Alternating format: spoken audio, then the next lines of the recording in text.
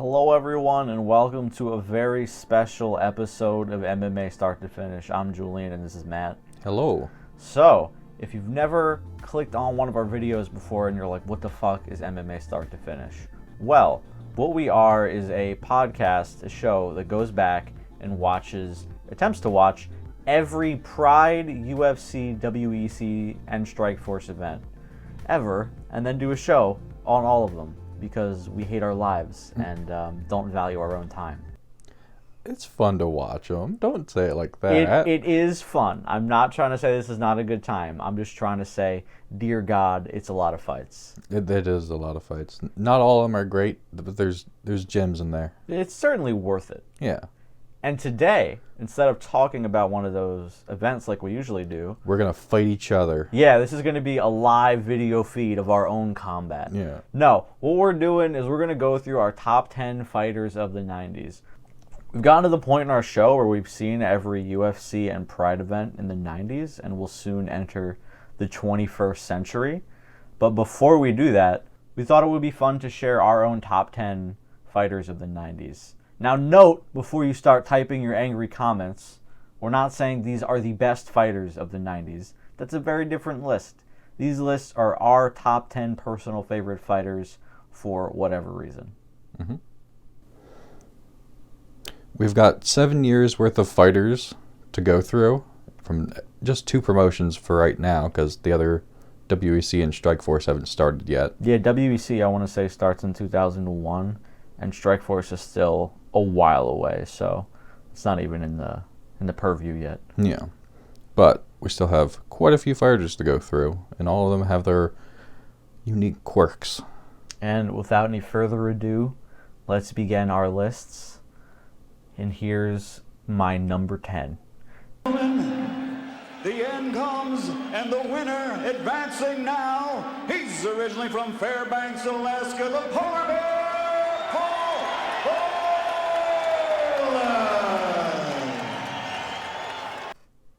My number 10 fighter of the 90s is the polar bear himself, Paul Varelans. I like Paul. So, by the way, we have not shared our list with each other yet. Right. You're getting our live reactions to each other's lists. I have no clue who is in Matt's list, and Matt has no clue who is in my list. So, what's not to love about the polar bear? A man so large he would not be allowed to fight in the UFC today. No, he's too big. He's just a dude with a brow line that I just find kind of terrifying in general. I do like what he brought as like just the massive man that he was. He was okay at striking. Oh, as far as like his talent level, not that great. He was okay. For the fighters that we had, he was decent at striking. First time. Ground game is non-existent. I mean, when you're that large, you don't really need to go to the ground. You just like elbow people in the brain and they go to sleep, which was kind of his thing. He had if I'm not mistaken, and it's been quite a while since I've watched a Paul Varelans fight, but I remember him having like a 12-6 elbow that just clean KO'd somebody. Oh, that would not have been legal today at all. Yeah, it was like a standing one too. It wasn't like they were on the ground. Mm-hmm. Anyway, before we move on, any other thoughts? And is Paul on your list? He is not on my list. Okay. I had considered him, but I chose not to. I like what he brought as far as just the perspective, because in the very beginning it was just like, let's get all these random people to fight each other and see what happens. He had a unique skill set of being a bear-human hybrid. Yeah, because like we had the sumo wrestler and we had actual fighters, and then we have just this giant man in there. He was great. I miss him. And with that, the floor is yours. My number 10, and this might surprise you, is Mark Coleman. A new champion. Mark Coleman in his first UFC will be a winner. Mark Coleman wins UFC 10 in Birmingham, Alabama. This does not surprise me. I actually, and not to spoil my honorable mentions later, Mark Coleman was almost 10 on my list. All right. He's not a super interesting fighter, in my opinion, but what he brings is more people into the sport. Yeah. It's because he brought in people like Kevin Randleman. He brought in Mark Kerr. He brings in all these other people, and just makes the sport more interesting. Yeah, he established a team and wound up like cultivating this stable of like collegiate and Olympic level wrestlers who, honestly, not to get ahead, but they kind of dominate the sport for a little while here. It's just kind of their era, the era of the wrestler. So Mark Coleman, first ever is your fighter, so I'm not going to speak on him too much, and he's not on my list, but first ever UFC heavyweight champion. You can't take that away from him. That's real cool. Yeah. Before people realized how one-dimensional his fighting style was, he was pretty dominant. Yeah, because aside from like the Gracies being in the sport, he was the other like super ground game kind of guy. Yeah. Because he's a gold medal wrestler. And I will say he almost made my list at 10. Not to dump on him, but the one thing that kept him in my honorable mentions and not at 10 was the throne fight to Takada in Pride. Mm-hmm. Didn't love that. No. That wasn't great, even if it did make for good drama and a good title for one of our videos. But nonetheless, I'm a fan of Mark Coleman. I see why you got him there. I chose him because of his influence, mostly. I think that's a good decision. At number 9 for my top 10 fighters of the 90s, I have the beast himself, Dan Severn. UFC 5, after losing in the finals of UFC 4, he came back as a beast, and he won the title. And now the celebration begins. How can you not love a man who turns another human being into his own personal ragdoll and German suplexes him like he's in a PlayStation 2 game? Just repeatedly spamming. Yeah, it's fucking absurd. Even if he just did that and nothing else, he might have made my list. Mm-hmm. That's how entertaining that singular moment was. And just look at him. He looks like the buff dad at a Little League game. Yeah, he looks like he would he's like your son's baseball coach, and if you like get to know him and you talk to him, you find out he was like a legendary athlete in his youth. I will say he is on my list, but I will not say where. Oh, okay. Yeah, no spoilies, but Dan Severn, a man of the people. The reason he's lower on my list and not any higher is because after his debut, kind of like Coleman, his fighting style got like a little boring and samey. Once they introduced like, not even weight classes necessarily, but once they didn't let him fight people that were the size of small children anymore, like he wasn't able to really ragdoll anybody like that. He was able to win, and he was able to pull off some pretty impressive stuff, but the weird fight in Michigan he had with Ken Shamrock was like... All the fights with Ken are weird. Yeah, but especially that one, because that was the one where they were like under threat by the police to like not use punches. Do you remember that? Yeah. So it was, I think they called it like the dance in Detroit or something like that. That's like the nickname it went by. Anyway, not to harp on the negative stuff too much. A big fan of Dan Severn. And a little bit of tease for later in my list. I'm also a big fan of his relationship with Don Fry. For number 9 on my list, I have Big Daddy Gary Goodridge. Not only does Canadian fighter Gary Goodridge hold a 4th-degree black belt in Kuk Soo Won, but he also was a super heavyweight boxing champion. Now he's come to prove his skills in the toughest contest of them all, the UFC. If for nothing more than that amazing crucifixion finish that he did. That was so violent, it felt like they were reticent to even show us the replay of it. Yeah. For anybody unfamiliar with what we're talking about, first of all, shame on you. Second of all, you need to look up Gary Goodridge crucifixion elbow KO. However you want to look it up.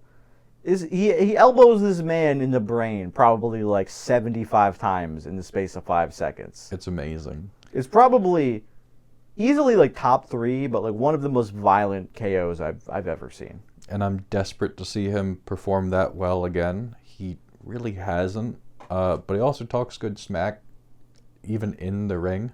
Yeah, that I'll say this. I'm not going to spoil where he is. Gary's also on my list.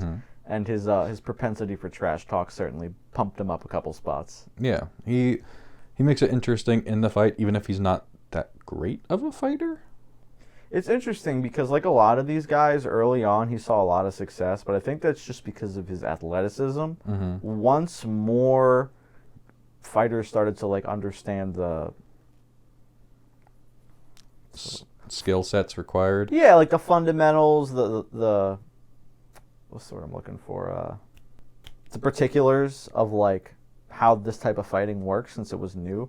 Once more people were familiar with how, like, mixed martial arts works, they couldn't really just lean on their athleticism anymore. Kind of like similar with Mark. Yeah, Mark and Dan, a lot of these guys. They pushed their one skill set as far as they could take it, and then everyone started surpassing them Yeah. with their mixed training.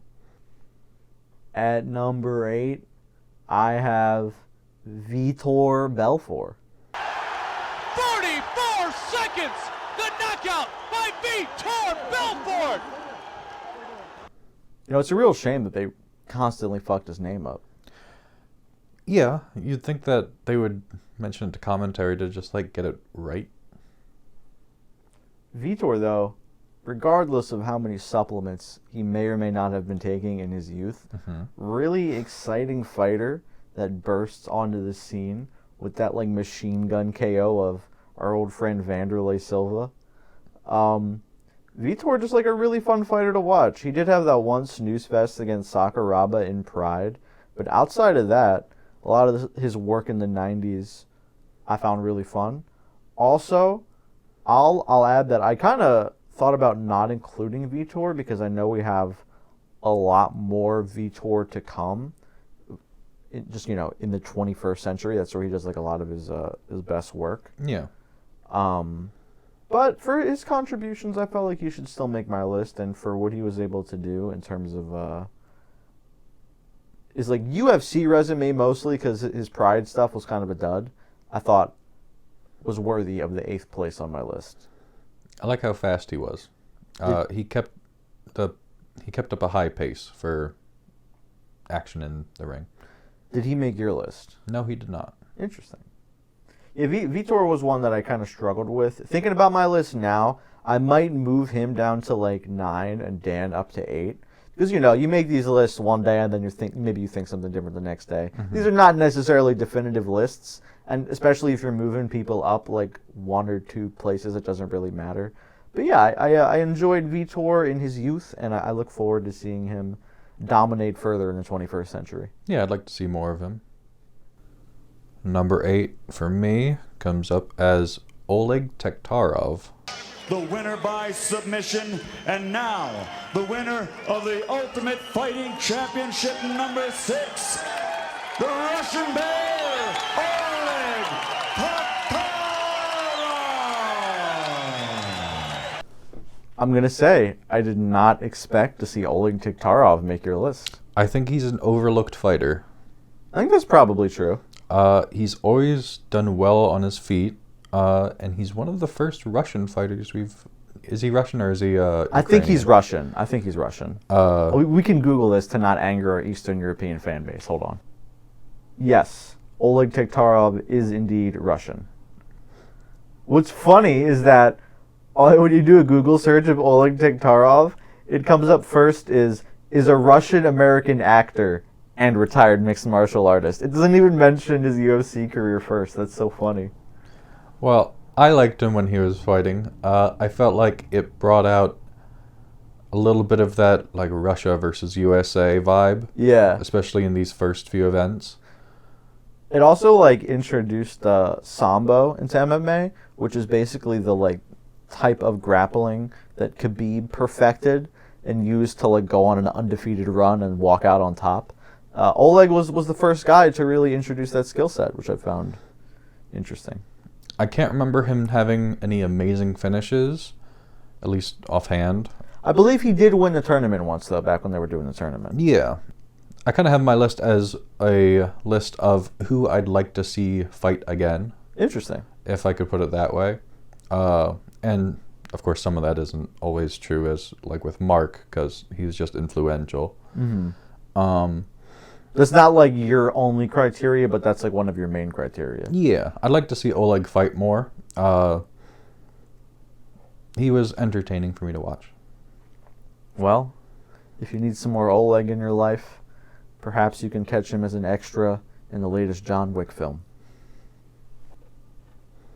We now move on to number 7. Here's where the list gets real interesting for me. At number 7, I have Tank Abbott. Tank Abbott, okay.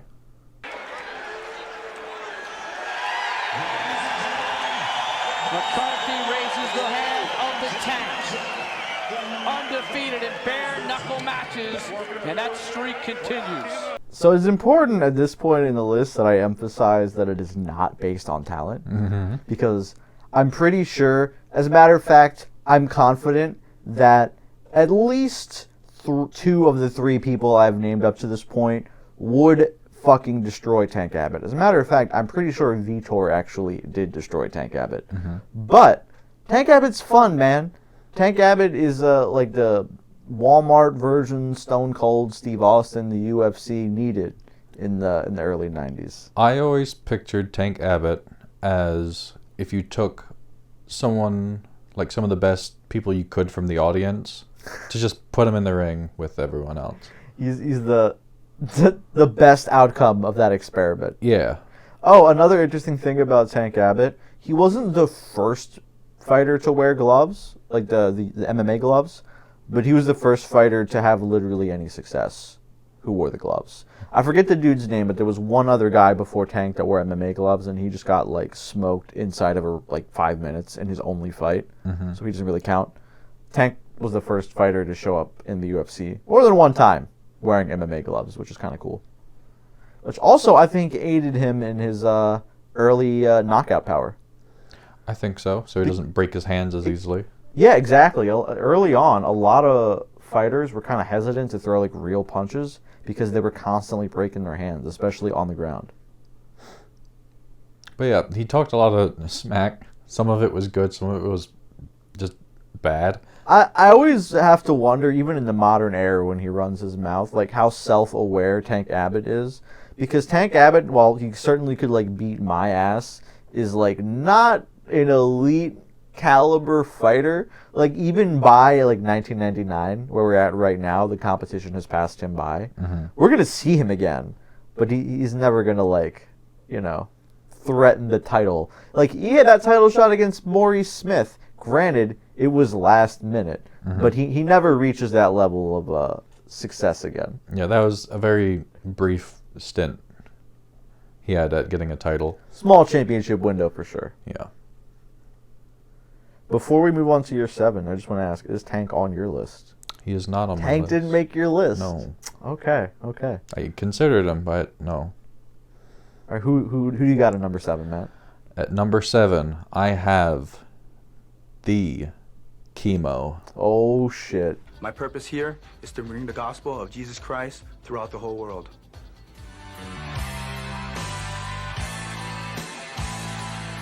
Here's to Chemo. There were two fighters back in the old days, 2 great champions in their own right, Howard Jackson, John Natividad. We call them swivel hips because they could stand there and hit you with a round kick or a heel kick without bending over. Chemo can do that. And Chemo's here on the cross. What's Chemo's actual name? Chemo Leopoldo. Chemo Leopoldo. Okay. I'll just call him Chemo, though. Certainly an interesting character. He walked out with a cross. Loves him some Jesus, dude. A couple times he's walked out. Has a checkered past with his. Well, I don't know about coach. his past. I'll just say that he doesn't always keep the best company. Yeah. I'll put it that way. For anybody wondering what we're referencing, Google Chemo's manager, Joe-san. And I'll just say content warning for everything terrible. How about that? Yeah. His martial art was Joe-san-do. Which was definitely fucking made up by his rapist friend. So we'll just say he was a street fighter. Let's be real. I'm sure after he made his debut, he had some like formal training and some like He improved. traditional martial arts. He improved from the first time we saw him. He had more fights after that. He did get better. He actually lost weight because the giant steroid muscles were hindering his cardio. That's amazing. Allegedly, by the way. allegedly the steroid muscles. I have no proof other than the fact that it was the 90s. He almost made my list just for the Undertaker entrance. Okay. But he did not make my list. It's interesting. We both at 7 have fighters who talent-wise are kind of like mediocre in comparison to some of their peers at this level, but showmanship unparalleled for both these dudes. At my number 6, I have the king of the streets, Marco Ruas. A spectacular close by Ruas. Well, Marco Ruas said he could do it all. Punch, kick, and wrestle. And he proved it tonight. All right. I love me some Marco Ruas, and it's not just because he kind of looks like my dad. The foot stomps are great. The leg kicks are great. He took down my number 10, Paul Varlin. That he did. He chopped him down. Like a fucking tree. That was one of my... I don't know if it's my favorite, like, early UFC fight, because there's a lot of fun stuff in there. But it certainly is my favorite illustration of how fucking brutal leg kicks are from that period. When I think of early UFC, I do think of that fight. It's a classic. Yeah. And it really goes to show that just because you're the giant man doesn't always mean you're going to win. Size does not always matter. Especially when you chop him down to size. Another cool thing about Marco, similar to Mark Coleman that you mentioned earlier, where Mark sort of brought in like Kevin Randleman and Mark Kerr. Marco is responsible for Pedro Hizzo and his training. He introduced Pedro, who we've seen quite a few times in these last couple of UFCs, but is going to like storm onto the scene a lot more coming up. Another cool thing about Marco is that he was the first like really successful lucha libre fighter in the UFC. Most of the Brazilian participation in MMA and the UFC to that point had been kind of dominated by like Brazilian jiu-jitsu guys, and there's like this huge whole rivalry I won't get into because I don't have the time and it's not the focus of the video, between Brazilian jiu-jitsu and lucha libre. So to see like somebody on the other side of that beef like win was cool. Yeah. I liked what he brought. He didn't make my list. Oh, really? It's interesting as we get like slightly deeper. I expect, honestly, not to cut you off, I expected us to have a lot more overlap, and it seems like we have a lot of variance on our list here. I think we'll see a little bit more overlap as we get to the final 5. Probably. For my number 6, I have Mark Kerr. Guys, I'm here with the champion, Mark, the specimen Kerr.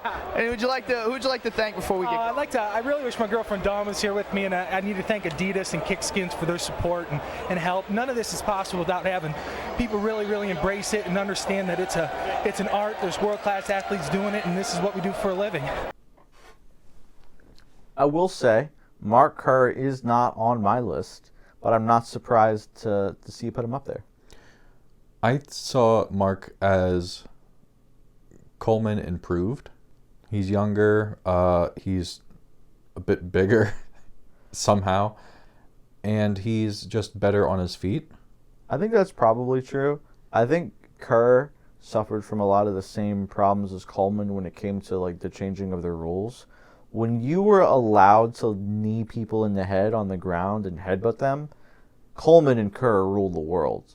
There's nothing you could do to stop those giant meat balloons from pinning you down and kneeing you in the face. You couldn't do anything.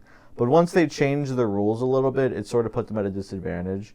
And while I agree that Kerr adapted a little bit better than Coleman, I think both of them still struggled with the same problem.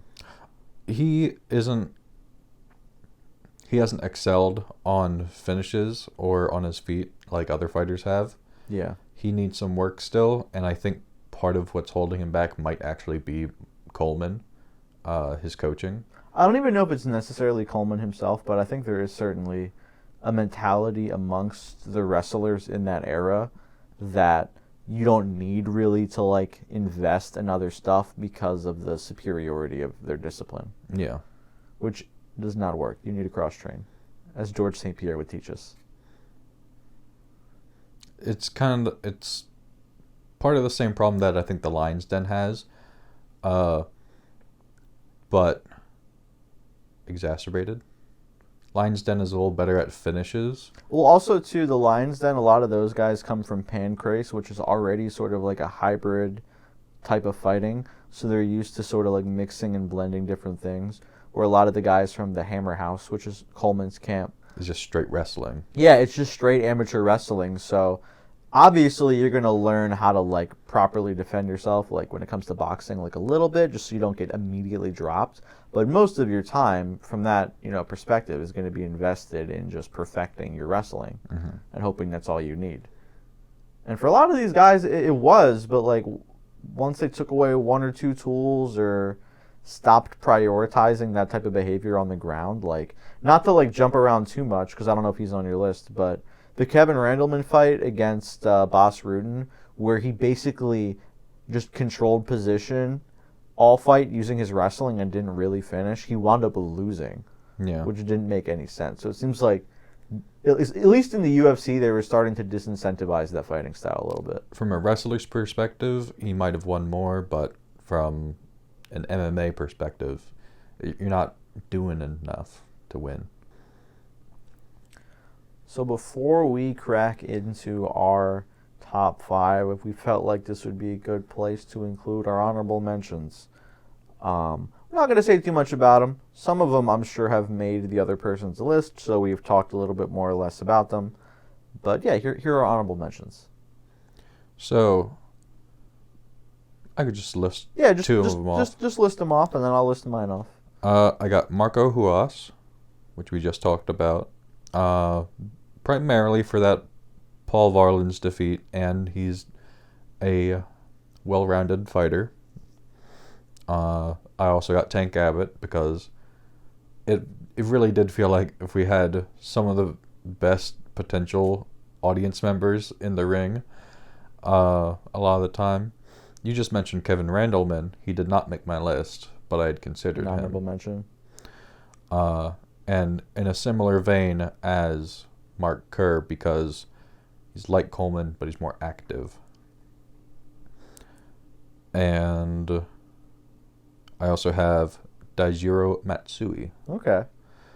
I thought he was a dedicated fighter. He doesn't like to give up.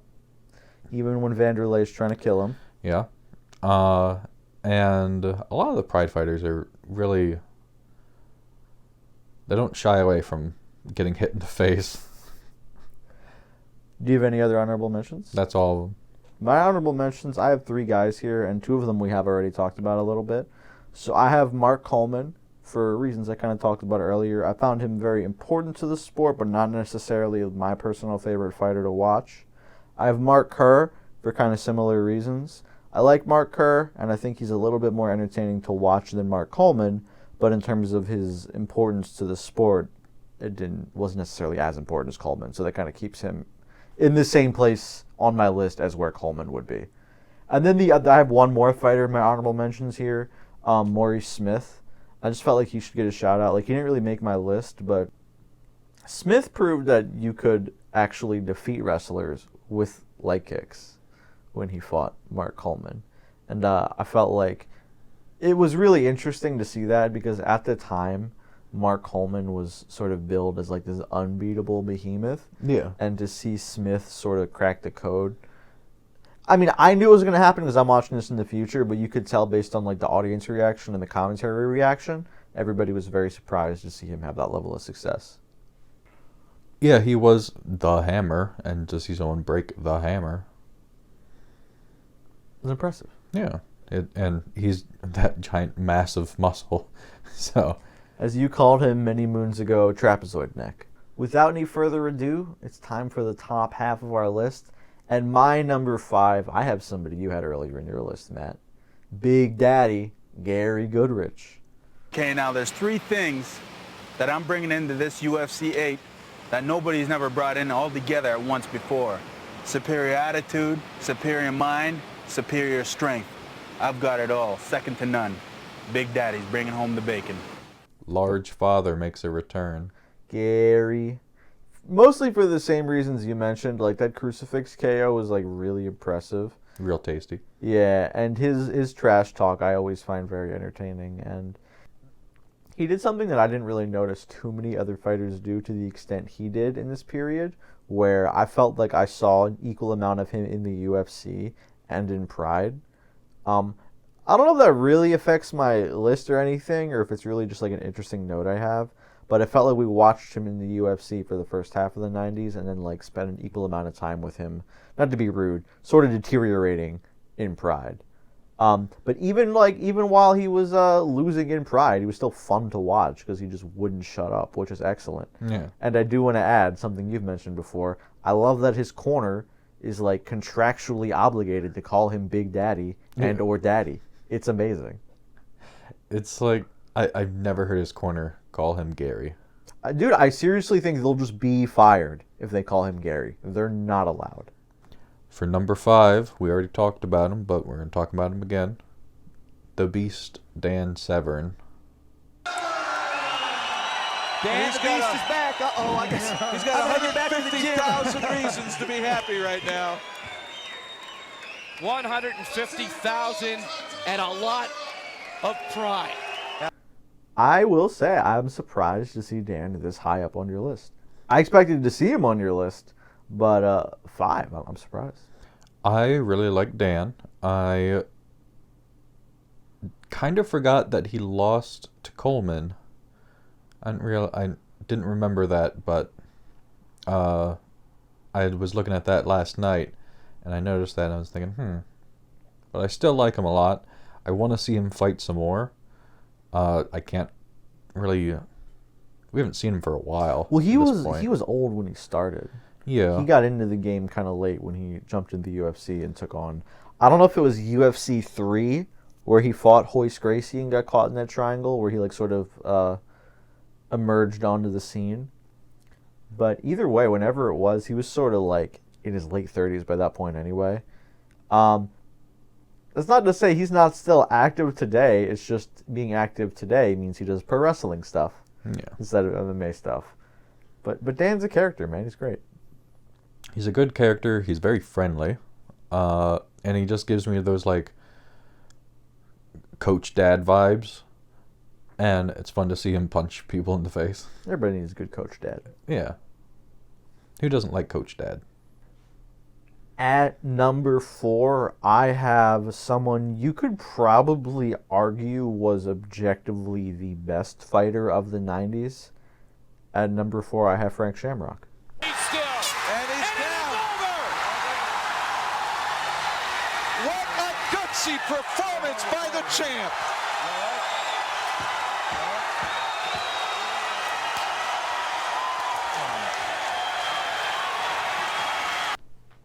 Dude, Frank the Tank, Frank the Beast, Frank the man who will slam the bodyguards of pedophiles onto the ground as hard as humanly possible. I think he was the best fighter as far as Shamrocks go. Oh, yeah, for sure. He was certainly better than Ken, no offense. I think it'd be pretty hard to argue he was not just the best fighter of the 90s. In terms of success and being well-rounded, really the only thing that would have like padded this claim out is if he spent time in Pride. But I don't think him not fighting in Pride takes away from how successful he was in the UFC. I mean, I can't think of any time that he's had difficulty with another fighter. I mean, the Tito fight was like decently competitive, but he came out on top on that one even. Yeah. He's gone too. We're not going to see him anymore, at least in the UFC. I wish he would come back. He is a good fighter. And you're saying he never makes a return? Yeah. So, I don't quite know... I don't think anybody quite knows the nature of the beef, but Frank Shamrock and Dana White, not exactly on good terms. I don't think anybody really knows why, but they fucking hate each other, which is also why Frank Shamrock is not in the UFC Hall of Fame, even though he definitely should be.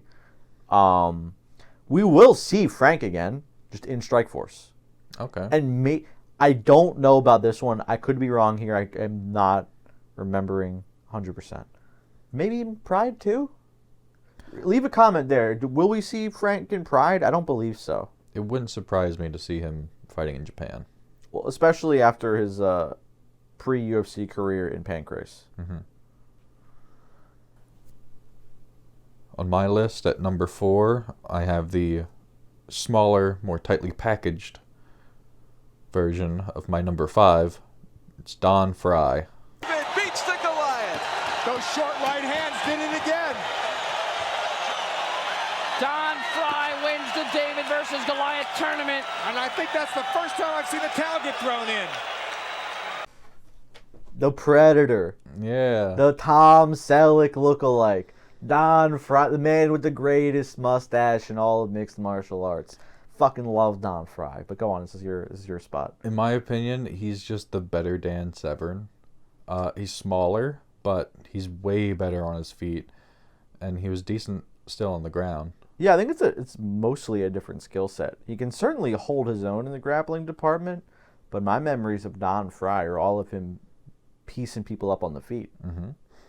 And they had a good, like, it was never tag team, of course, because it's not a thing in It's MMA. not pro wrestling, but that would be sick. Let's not lie to ourselves. To have, like, the bigger and the little going.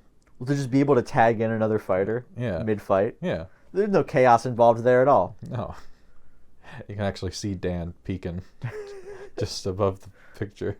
But yeah, he's always been entertaining for me to watch. He has those kind of same, I guess, Dan Severn vibes because they just are so alike.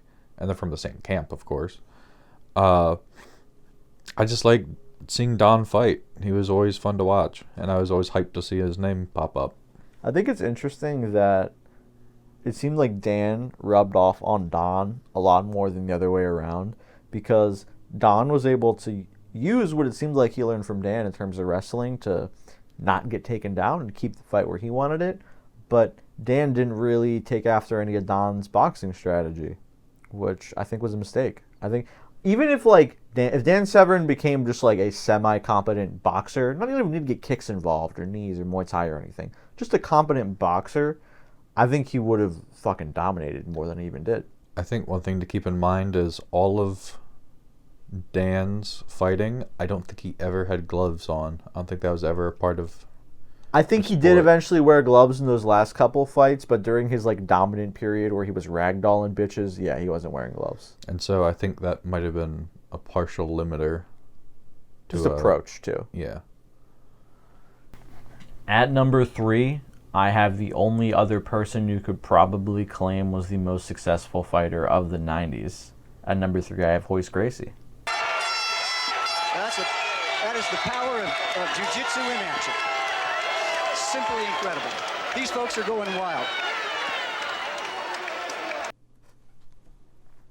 It's Royce, dude. What more can you say?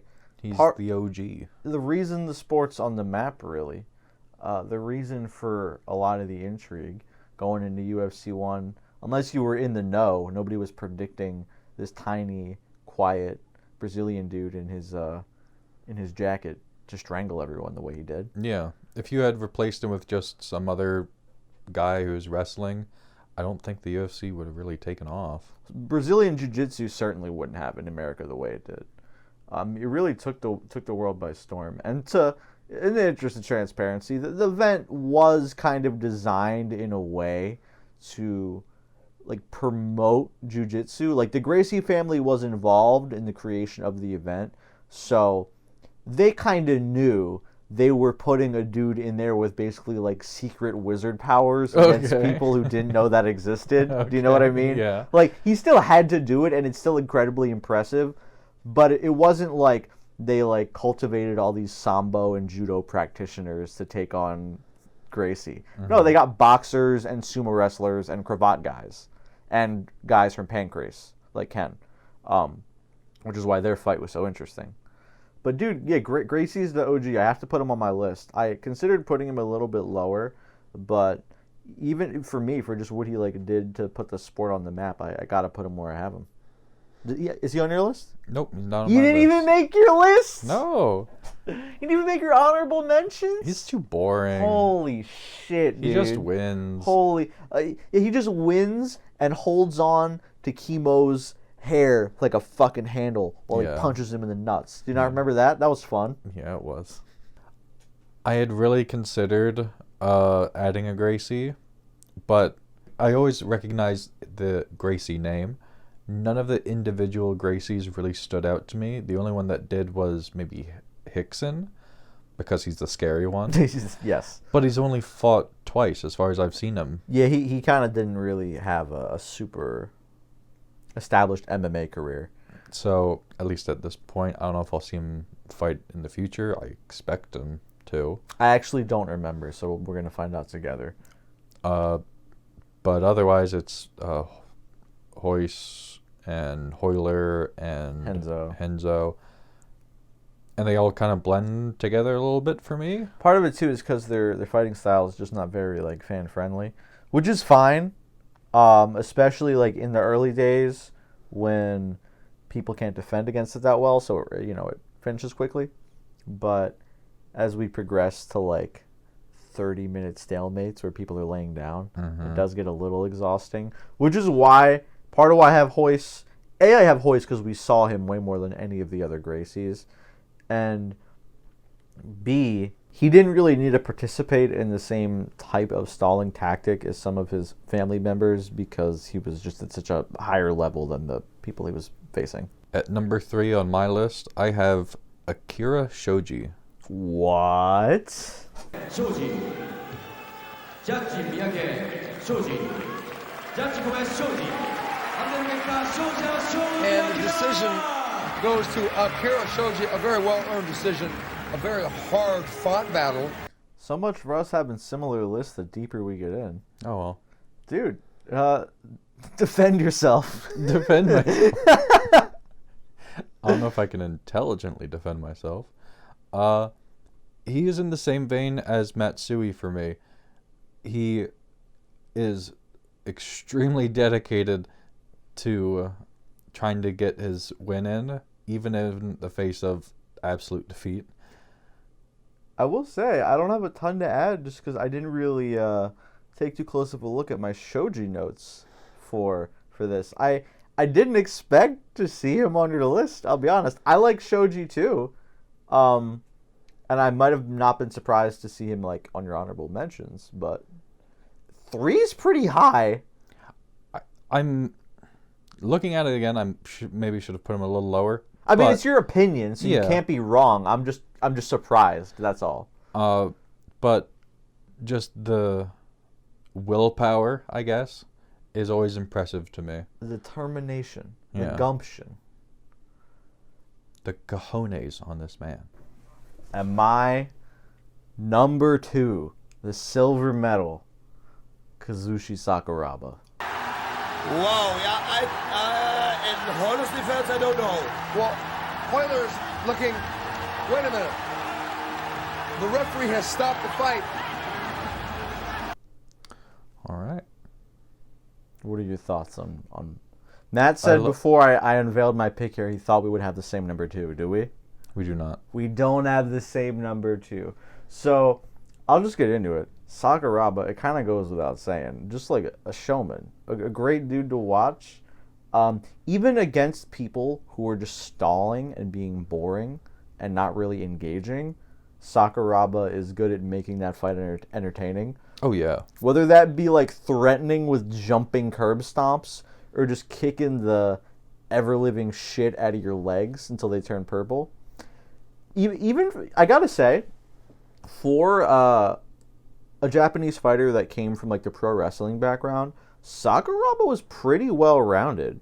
He had decent striking in terms of like his like leg kicks, and even his hands were not bad. They were no Vanderlei, but his hands weren't bad. Yeah, he's a good fighter on his feet and on the ground, and even if the fighters that he's going against is stalling, he's always active.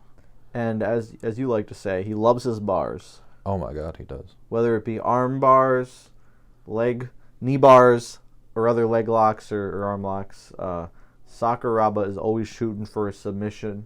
And it does help his case that he is beloved by the people of Japan.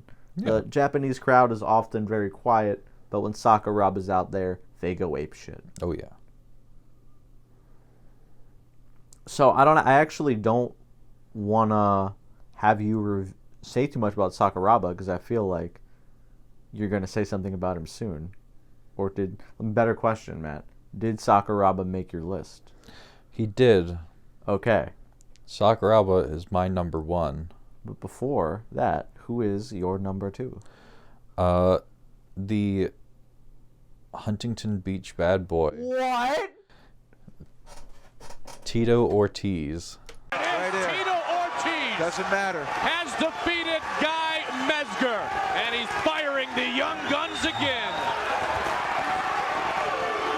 But not respectfully into the corner of the Lion's Den. Tito Ortiz did not make my list. Okay.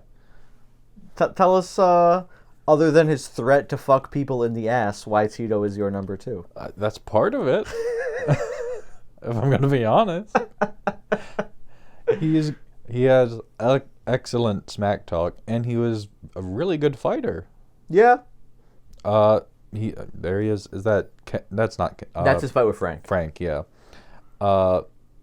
He was on that high level of fighting. We did mention earlier he gave Frank probably the biggest run for his money out of anybody. Yeah. And now that I'm thinking about it, Frank didn't make your list, did he? Nope. Wow. I'm surprised. I thought Frank would have at least cracked your top 5. He's a goody two shoes. You like the bad boys. I see how it is. Hey. But yeah, he's like Gary if he was good. Honestly, his fighting style is way closer to a Kevin Randleman or a Mark Coleman than anybody else, but his bravado makes up for a lot. And he's a little bit more likely to finish the fight than those other guys. He seems like he sort of figured out the particulars of how to finish fights a little bit better. This might seem like a bit of a weird comparison, but at least from my perspective, he's kind of like a not quite Conor McGregor of the 90s, because just with all the smack that he talks and his level of skill. Well, I'll leave you with this before we introduce our number 1s here. The Conor McGregor comparison gets more apt with a little more time. Don't worry. In terms of his attitude. Oh no. All right, I think it's time for the big reveal for our number 1s. I already said my number 1. But so yeah, let's because you've already revealed it. I know we've been going back and forth, but since you revealed it, let's go to you first for your number 1. Sakuraba. Sakuraba. I love seeing him fight. Sushi Sakuraba has knee-barred Carlos Newton. Wow. Beautiful. He's always entertaining. He never slows down. He's just fire. Everything about Sakuraba is wonderful. And I'm excited to see him continue in Pride. There's a couple fights that I have in my head right now where I'm like, Matt's gonna get a kick out of these. He's gonna enjoy the Sakuraba shenanigans. He's never let me down so far. I think pretty much as I started making this list, I knew he was gonna be somewhere in the top 3, Sakuraba. And as I was whittling it down and going through everyone, it was clear that he just stuck out in my mind the most. He's persistent in keeping it entertaining, and I think that's part of his professional wrestling career showing. Yeah. But in a skillful way. Not at the detriment of his fighting. Yeah. Whether it's even when he's jumping onto someone to stomp he's pretending to. Yeah. Yeah. I just love him. I always want to see more of him. Now, for my number 1, it's also somebody we've already talked about today. Actually, I want to see. Can you get? You get one guess. Who's my number 1? Your number 1 is going to be Don Fry. He's done it. He's correct, ladies and gentlemen. He's nailed it. It's Don Fry. Don Fry wins the Ultimate. Champion, Don Fry! Don Fry is my favorite. I'm not going to try and tell anybody that Don Fry was the best fighter of the 90s or even like top 5 best fighters of the 90s. But Don Fry is my favorite fighter of the 90s, okay? I got so much joy out of all of his fights, and he was really one of the, like, this is maybe a little overboard, but like a proto Chuck Liddell, where he was able to use his wrestling to keep things on the feet and then box the shit out of you. Mm-hmm. I hadn't seen anybody really do that at that level until Don Fry. And that's probably like one of my favorite styles of fighting is a striker, but you're well versed in grappling so that you can keep things on the feet. So yeah, one of my favorite styles, one of the first people to implement it, the greatest mustache in all of mixed martial arts, a wonderful dad coach in Dan Severn, and I don't know if I've ever shown you, and I know you're not a big movie buff, so you might not know who this guy is. Do you know who Tom Selleck is? Sounds familiar. Don Fry looks exactly like Tom Selleck. Not like, oh, he looks a little bit like, hold on, I'm going to pull this up for Matt, and I'll put this in post too so you guys can see. You don't know who Tom Selleck is, but...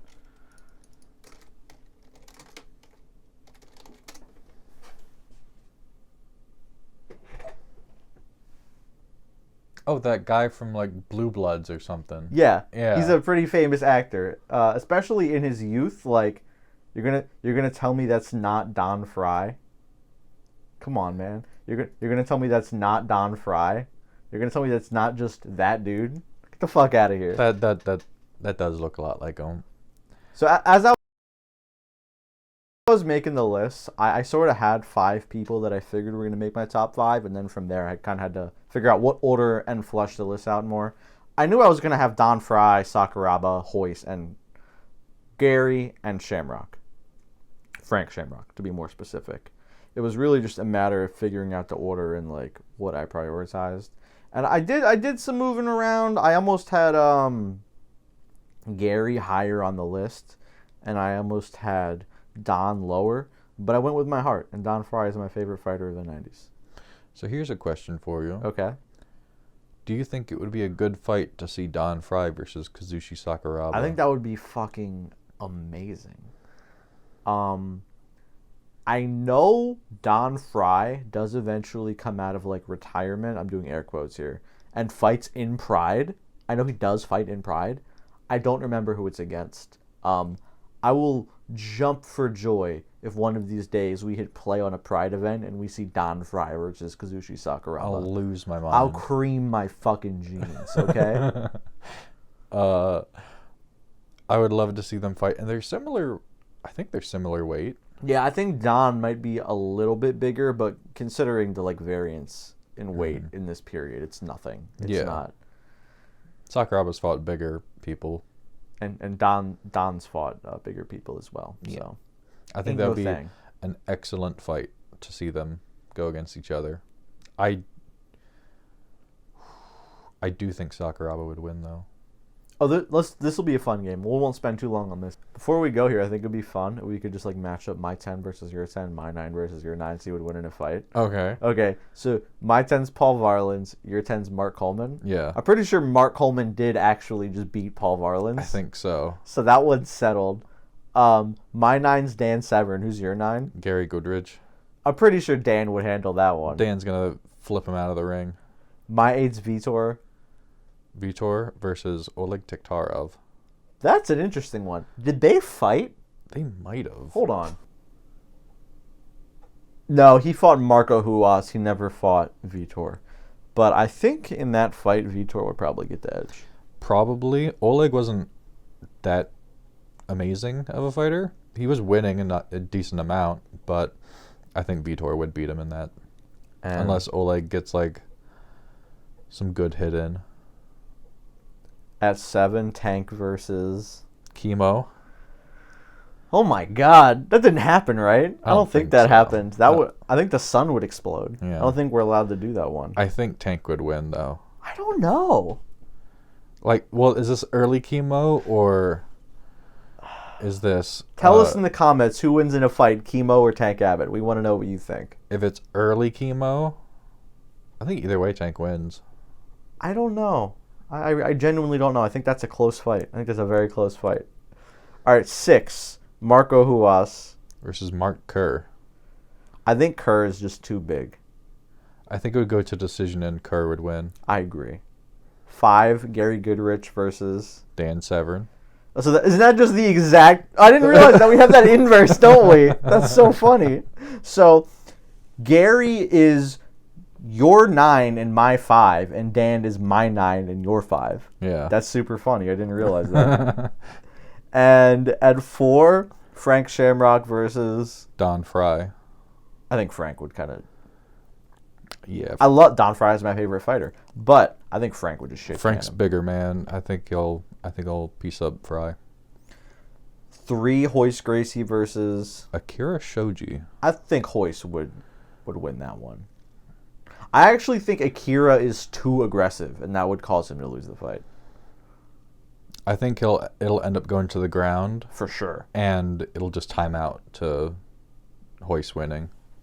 I would think Hoist would be able to catch him, just because I think Hoist is like... Especially if they let him wear the gi. Mm-hmm. I think he'll be able to catch him in something. Mm-hmm. 2, Sakuraba versus... Tito Ortiz. That's a fucking weird one, huh? Yeah. Huh. I think it depends on if Tito's able to hold Sakuraba down or not. I think that one, more than any of these fights, it's important whether or not it's in the ring or the cage. Because I think if it's in the cage, Tito gets him down and holds him down. I don't know if he's able to do that in the ring. I think he would struggle more in a boxing ring, yeah. And number 1, we got Don Fry versus Sakuraba. Yeah, which that's even too, in my opinion. It's less weird than the Tito one. I agree. I do think Sakuraba would win, though. That was a fun little experiment. Yeah. So give us your lists. Give us your top 10 fighters of the 90s in the comments below, or just your top fighter if you don't have a whole list. Tell us what you thought of our lists. Tell us why our own opinions are wrong and why we should feel bad. Hopefully you enjoyed the show. If you're new here, hit the subscribe button. Our next show is going to be covering the Pride Grand Prix from 2000, which is going to be a whole fucking thing. It's going to be an event, so prepare for that. Anything else you want to add, Matt, before we get out of here? It's interesting to see all the variants and fighters we've had in the past 7 years we're covering for this. Yeah. In the last 2 years of our lives. Yeah. Jeez. Yeah, it's been a while. And I hope I see more of these fighters again. I know some of them we won't be, but I'm also excited to see what weirdness we get in the future. The 20th century has been a wild ride for MMA start to finish. 21st century, it's going to be just as wild. So buckle up, and we hope to see you guys next time for night 1 of the Pride Grand Prix, the first ever MMA, well, UFC or Pride event of the 21st century. So until then, we'll see you guys later. Bye. We love you.